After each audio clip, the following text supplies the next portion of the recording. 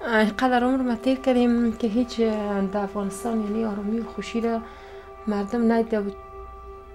ما که یادم میاد که خورد بودیم جوان شدیم تا به حال را هیچ آرامی و خوشی را ندیدیم.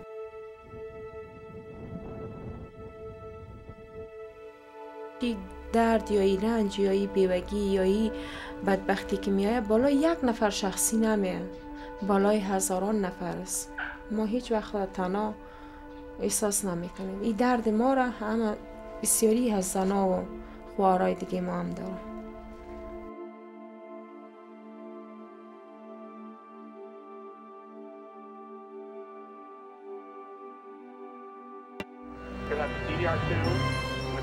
And we are back. Afghanistan was a training ground for 9/11 terrorists, so it seems incredible that two American women whose husband died on that day turned their pain into determination to change lives halfway around the world. And they're going to 2. They'll go to 7 and then 3.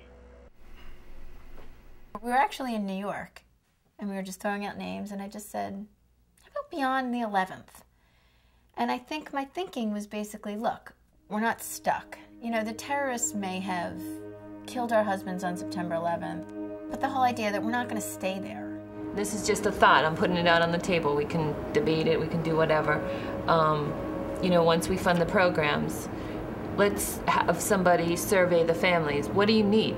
What do you need? Do you need clothes? Okay, then part of our fundraising is that we get clothes for the families. Or do you need a house? She doesn't want to just put a Band-Aid on the problem. She doesn't want to say, like, here, we gave you, you know, $65,000 and some chickens, good luck. Instead, she wants to say, look, we've given you some training, and now you should be able to make a little bit of money. But now, what else do you need? Here I am trying to help these women and make decisions that will impact their life. But I've never lived their life. I would love to go to Afghanistan and really get a sense of these people and their culture. Taliban's strict interpretation of Islamic law has forced women from their jobs, barred them from schools, and effectively made them prisoners in their own homes. Women in Taliban-controlled areas cannot leave their houses unless accompanied by a male relative. When they do, they must also wear a burqa, a tent-like garment that covers them from head to toe.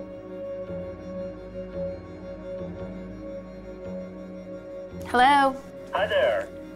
I'm really excited you're coming. I think it's a fantastic thing, and I've treasured this bond you've created over the last few years, and I'm excited you're able to come and see some of the fruits of your work and your generosity. Thank you. We're really excited and looking forward to it also. I was thinking about one thing last evening, what we should wear as females. Are there any colors that we should or should not wear? Well, the colors are generally drab colors that blend in better, not bright colors. Is this too bright? Too bright. The main thing with women clothing is to cover arms, legs, and headscarf is considered conservative for women don't have to wear them, but the key to better security is to blend in as best you can, so headscarf is advised. You're arriving on the 10th, is that right? Yes. Okay. Do you know who else I'm going with? Who else would I be going to Afghanistan with? Susan? Yeah, Susan's coming. Can I become I just, you know, being a single parent of 3 children, you know, Dave was killed as a result of terrorists being trained in Afghanistan, you know, this whole circle, and if something, God forbid, happens to me, I need to be able to explain to my family and my kids. I know it's a remote chance, but so is 9/11. Can I go hug goodbye?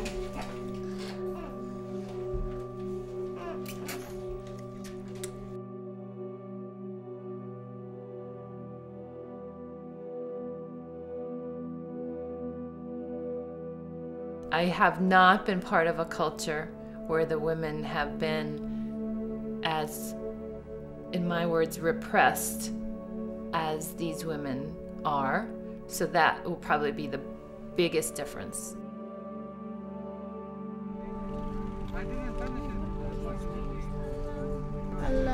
We had seen so many images on TV of, you know, women in burqas and women begging on the streets. So you think that you're prepared for it. But I had never actually been in a third world country before. You just looked around and everywhere there seemed to be somebody in need.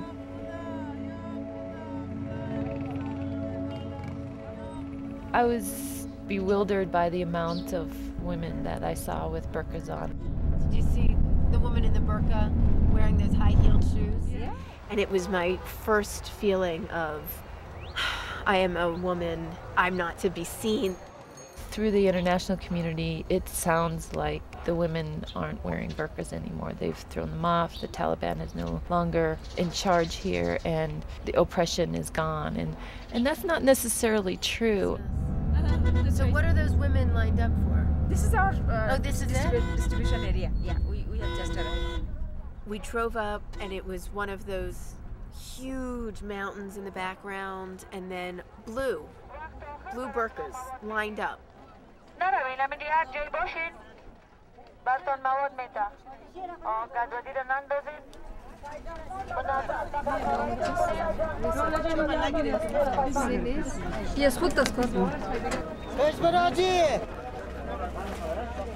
This is monthly distribution for food rations. They said they serve maybe 500 women on that particular day. Not that it's not important to, but we don't want to just give a handout for food or for clothing, but more to help provide life skills so that they can provide for themselves. When they receive training, they can earn money, the money be equal with this Russian source. We cut their cord, and they go by themselves and just monitor them. Okay. So you're not allowing more widows into the program because you want to try to get all these women to that income stage and then be done? Yes. Okay. Up until this point, I don't know why this just dawned on me, but that all of these women are widows. The magnitude of that just hit me, that not only are they so poor and desperate, but they are the sole providers for their children.